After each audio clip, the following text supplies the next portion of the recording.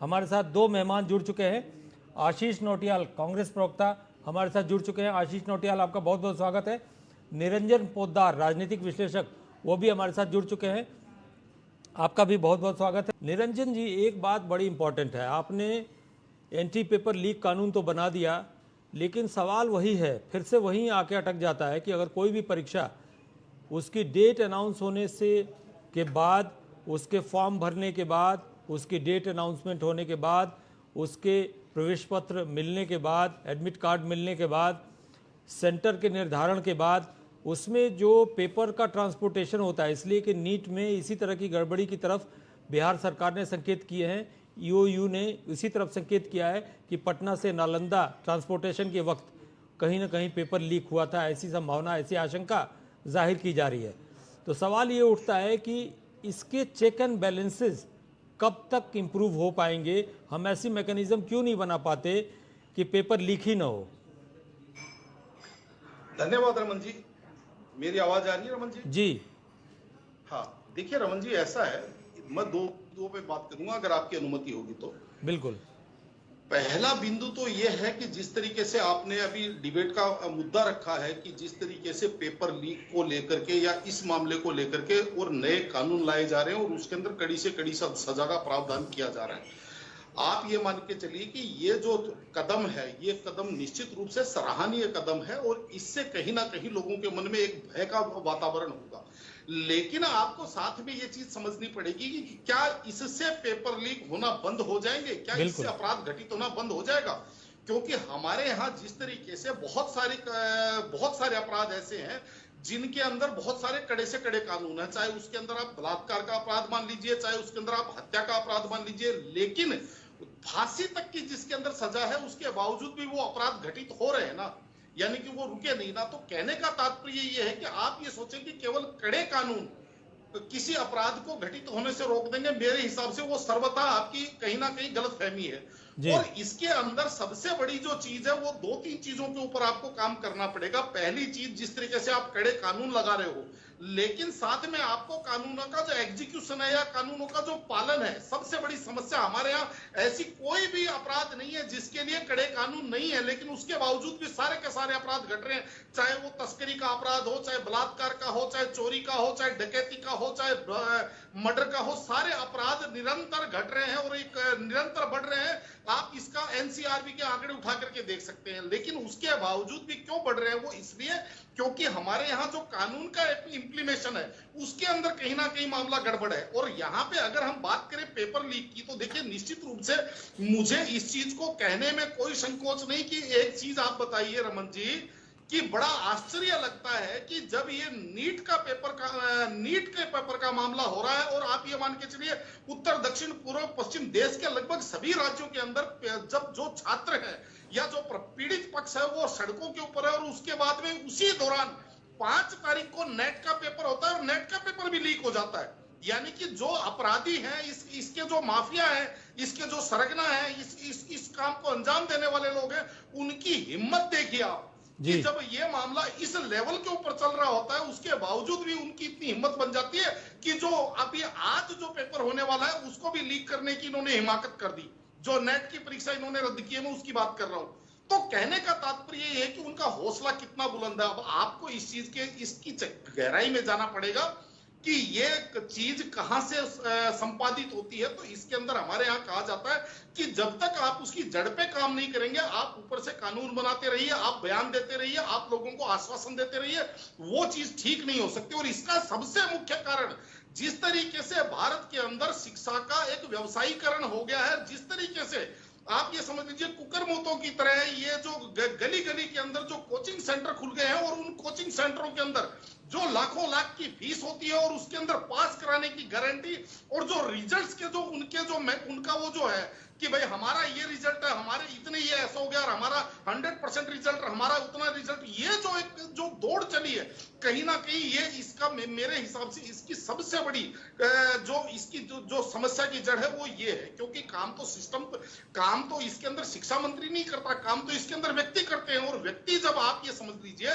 जब जिसको कहते हैं कि जब कुएं में भांग पड़ चुकी है, यानी कुएं भांग पड़ चुकी है, तो उसका इलाज क्या है? उसका इलाज केवल एक ही है और वो ये है, मेरा ये मानना है कि जो एक तो ये जो वर्तमान व्यवस्था है, चाहे उसके अंदर एनटीए हो, एनटीए की मेरे हिसाब से इसको एनटीए को रद्द करके एक नया मैकेनिज्म, जिस तरीके से पहले सीबीएसई परीक्षा एग्जाम करवाया करती थी, उस समय आपको ये समस्याएं नजर नहीं आती थी, लेकिन आज जिस तरीके से एनटीए का गठन किया और एनटीए जो नेशनल टेस्टिंग एजेंसी, उसके पास आज सीमित संसाधन है, सीमित स्टाफ है, सीमित सारी चीजें हैं, और वो आप ये मान के चलिए कई कंपनियों से आउटसोर्स करके और वो इस चीज को काम करती है, तो जिसको कहते हैं ना कि जब रातें ऐसी होंगी तो उनके तो तड़के भी ऐसे ही होंगे, आप इस चीज को समझ के चलिए। तो इसलिए मेरा ये मानना है कि सरकारों को इसके ऊपर बहुत संवेदनशीलता से सोचना चाहिए, और विशेषकर मैं भारतीय जनता पार्टी की और नरेंद्र मोदी जी की सरकार के बारे में एक बात ये भी कहूंगा कि आज के 10 वर्ष पहले जब नरेंद्र मोदी जी वर्तमान राजनीतिक परिप्रेक्ष्य में आए, तो उस समय युवाओं के अंदर, या यूं कहें कि जो फर्स्ट टाइम वोटर हो गया है या फर्स्ट टाइम वोटर होने वाला है, उनके ऊपर उनका बहुत बड़ा, समझ लीजिए, उनका प्रभाव था, वो उनके समर्थक थे। लेकिन आज जब उनका भविष्य कहीं ना कहीं अंधकार में है, तो भाई साहब आप ये मान के चलिए, मेरे हिसाब से आप अपनी राजनीतिक जो आपकी जो इच्छा शक्ति है, उसको कहीं ना कहीं आप अपनी राजनीतिक कमजोरी महसूस करवा रहे हैं। तो इसके ऊपर मेरे हिसाब से तत्काल प्रभाव से सबसे पहले तो जो शिक्षा विभाग है, शिक्षा मंत्री है, इनको मेरे हिसाब से सबसे पहले चाहे आप बदली करें, चाहे आप यहाँ पे कुछ और अपॉइंटमेंट करें, इसके अंदर आपको आमूलचूल परिवर्तन करने की आवश्यकता है। और उसके बाद में जो इस कानून को जो इंप्लीमेंट करने वाले हैं, उनके लिए भी सजा का निर्धारण हो। इसके अंदर जो अपराधी है उनके ऊपर तो सजा का निर्धारण कर दिया, लेकिन जो लोग इसके अंदर कानून को सही तरीके से एप्लीकेबल नहीं करेंगे, यानी कि अपराधियों के साथ मिलकर के लीपापोती करने की कोशिश करेंगे, ऐसे अधिकारियों के ऊपर क्या कार्रवाई की जाएगी, वो इसके अंदर कहीं वर्णन नहीं है। तो इन सारी चीजों को सोच करके जब आप काम करेंगे, तो कहीं ना कहीं मेरे हिसाब से ये जो भारत की नई पीढ़ी की, जिसको कहते हैं भारत के भविष्य के साथ जो खिलवाड़ हो रही है, ये खिलवाड़ तब जाकर के कहीं रुक सकता है। निरंजन पोद्दार जी, आपसे सवाल है कि सरकार ने एनटीए में सुधार के लिए कमेटी बनाई है, जिसमें इसरो के पूर्व डायरेक्टर और एम्स के पूर्व डायरेक्टर शामिल हैं। 2 महीने में इसकी रिपोर्ट आएगी। आपको क्या लगता है कि इस तरह की कमेटियों से कहीं ना कहीं एनटीए जैसी संस्थाओं में सुधार की गुंजाइश होगी, या आने वाले समय में परीक्षा का कोई फुल सिस्टम बन पाएगा? देखिए रमन जी, सबसे पहले तो अभी जो अनिल मिश्रा जी बोल रहे थे, मैं उन्हीं की बात के अंदर और कुछ ऐड भी करना चाहता हूं और आपके सवाल का जवाब भी दूंगा। जिस तरीके से अनिल मिश्रा जी ने अभी कर्नाटका का उदाहरण दिया, मैं थोड़ा सा 5 महीने पुराने अतीत में जाकर के और एक उदाहरण और देना चाहता हूं। आपने देखा होगा कि 2018 से 2023 तक अशोक गहलोत जी की सरकार राजस्थान में थी और बैक टू बैक 18 से 19 पेपर लीक हुए। लेकिन उस समय जब पेपर लीक हो रहे थे, तो यही जो राजनीतिक पार्टी है, चाहे कांग्रेस की बात करें, देखिए निश्चित रूप से जो अनिल जी बात कर रहे थे, मैं इन्हीं की बात में ये बात जोड़ रहा हूं कि राजनीतिक पार्टियां केवल एक दूसरे का कुर्ता जरूर खींचती हैं, लेकिन उसके पीछे समाधान या उस चीज का सोल्यूशन क्या है, उसके ऊपर कोई काम नहीं कर रहा है। और जिस तरीके से आपने सवाल किया कि आपने एक कमेटी बना दी और वो कमेटी आपको अगले कुछ महीनों में जांच करके आपको रिपोर्ट देगी, मुझे सबसे पहले तो आप ये बताइए कि इसके अंदर आप ये कैसे प्रमाणित कर रहे हैं कि जो अभी तक जिन बच्चों के साथ गलत हुआ, उनके जो भविष्य खराब हुआ है, उनके भविष्य के साथ आप उसकी भरपाई कैसे करेंगे, पहली बात। दूसरी बात, ये जो आपकी कमेटी जो गठित हुई है और ये 5 महीने में, 4 महीने में, 6 महीने में आपको रिपोर्ट देगी, इन बिटवीन जो परीक्षाएं होंगी, वो परीक्षाओं के अंदर दोबारा से घपला नहीं होगा, उनके अंदर दोबारा से पेपर लीक नहीं होगा या उनके अंदर धांधली नहीं होंगी, ये चीज कैसे श्योर करते हैं आप? ये कमेटी बनाने से ऐसा तो नहीं है ना कि अब आगे और पेपर लीक नहीं होने की श्योरिटी मिल गई। तो कहने का तात्पर्य, सरकार को इस जांच के से पहले सरकार को इस चीज का उपाय करना चाहिए कि अब जो आगामी कुछ दिनों के अंदर जो पेपर होने हैं, परीक्षाएं होनी है, चाहे वो किसी भी की हो, चाहे पुलिस भर्ती की हो, नीट की हो, एनटीए की हो, नेट की हो, या और भी तमाम प्रकार की जो परीक्षाएं होंगी, उन परीक्षाओं का हमने सिस्टम ऐसा फुल प्रूफ बना दिया है, चाहे उसको हमने टेक्नोलॉजी से जोड़ दिया, चाहे हमने उसके अंदर कोई ऐसी मशीन लगा करके ऐसे व्यक्ति, हमने ईमानदार व्यक्ति निर्माण करके हमने उसके ऊपर बिठा दिए, तो या एनटीए जो जिस तरीके से एनटीए को हमने काम दे रखा था, अब हमने ये एनटीए की जगह हमने ये वैकल्पिक व्यवस्था बना दी, तो इससे अब हम ये प्रमाणित करते हैं कि आगे कोई धांधली नहीं होगी। तो कहने का तात्पर्य रमन जी मेरा ये है कि निश्चित रूप से कमेटी बनाई, वो कमेटी जो अपराध घटित हुआ उस अपराध के प्रति अपनी जांच करेगी, जांच करके आपको रिपोर्ट देगी। इससे पहले मैं तो सबसे पहले एक चीज की मांग कर रहा हूं, जिस तरीके से ये जो बच्चे सड़कों पे हैं, इनके अभिभावक जिस तरीके से मांग कर रहे हैं कि आप जो नीट पेपर के अंदर जो घपला है इसको लेकर के आप सीबीआई जांच कॉल कीजिए, तो आप सीबीआई जांच क्यों नहीं कॉल कर रहे हैं आप? ठीक बात आप है। इसका मतलब कहीं ना कहीं आपके मन में भी कोई ये खटका है कि भाई कहीं ना कहीं वो जांच की आंच कहां तक पहुंचेगी, सरकार के अंदर बैठे हुए लोगों तक भी जांच की आंच पहुंचने का खटका होगा ना, इसीलिए सीबीआई को कॉल नहीं कर रहे। नहीं तो हमारे यहाँ छोटी छोटी चीजों के ऊपर भी सीबीआई जांच आहूत कर दी जाती है, तो इसके अंदर ऐसी क्या समस्या? पहली बात। और उसके बाद में मुझे एक बात बताइए, मैं आपको एक छोटी सी बात बता रहा हूं, जहां पे 30 लाख बच्चों के पेपर होने हैं, वहां पे मुझे एक बात बताइए, कुछ 100 लोगों की एनटीए उस पेपर को कैसे, उस काम को कैसे एग्जीक्यूट कर देगी? आप इस चीज को भी जरा सोचिए। और वो सारे के सारे काम को आउटसोर्स करती है, अलग अलग छोटे छोटे लोग प्राइवेट एजेंसियों को दे करके, और उसको आउटसोर्स करती है। तो जितने प्राइवेट प्लेयर्स होंगे, आप ये मान के चलिए उसके अंदर घपलेबाजी की गुंजाइश उतनी ही गुना बढ़ती चली जाएगी।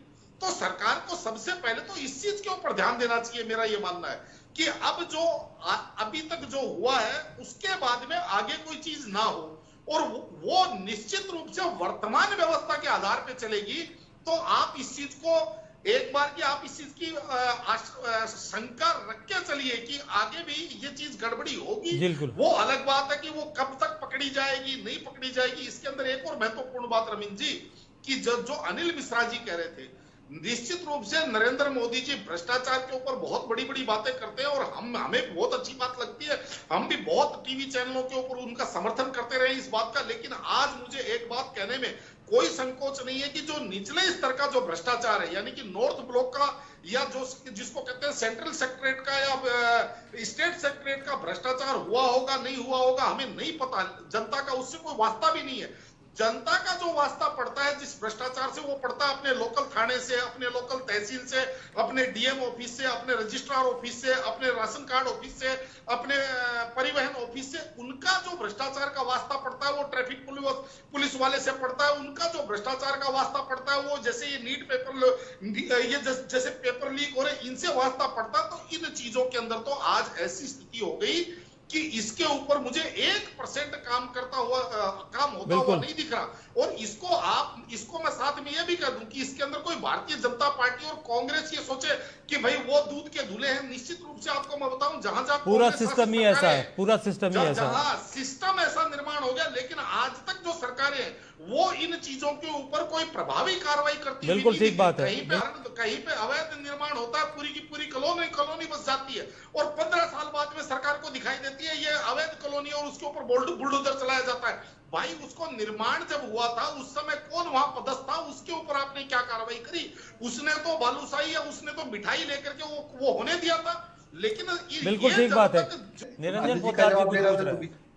खेमचंद जी आपकी अनुमति हो तो मेरा एक जिज्ञासा है, उसको शांत करने का। आप बड़े हो, आप महान हो, आप पूछो, आप अनुमति मत दो, आप बड़े बोलिए, आदेश करिए। मेरे सहित लाखों लोगों के मन में एक बहुत बड़ी वेदना है खेमचंद जी, और वो ये है कि नीट के पेपर के अंदर धांधली हुई, किस वजह से हुई? पहले का सिस्टम था, नया सिस्टम था, अब आप आके ठीक कर देंगे, भविष्य ठीक हो जाएगा, वो एक अलग मैटर हो गया। मैं इस चीज को साइड में रख रहा हूं। लेकिन मुझे एक चीज अभी तक वेदनादायक जो मेरे मन को पीड़ा दे रही है वो ये है कि जो प्रधानमंत्री जी बोर्ड की परीक्षाओं से पहले बच्चों से इंटरेक्शन करते हैं, उनको कहते हैं कि आपको परीक्षा में दबाव कम हो, इसलिए मैं आपके साथ एक सलाह मशविरा करने के लिए या आपको कुछ गुरु ज्ञान देने के लिए मैं प्रस्तुत हुआ हूं।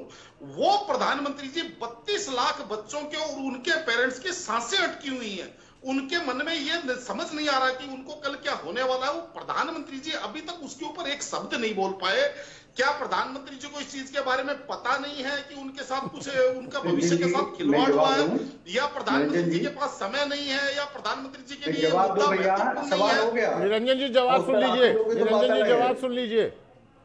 आप ये बताइए, प्रधानमंत्री किसके माध्यम से सरकार चलाते हैं? मंत्रियों के माध्यम से, जो रिस्पेक्टेड डिपार्टमेंट का मंत्री होता है। क्या मंत्री जी बाहर नहीं आए?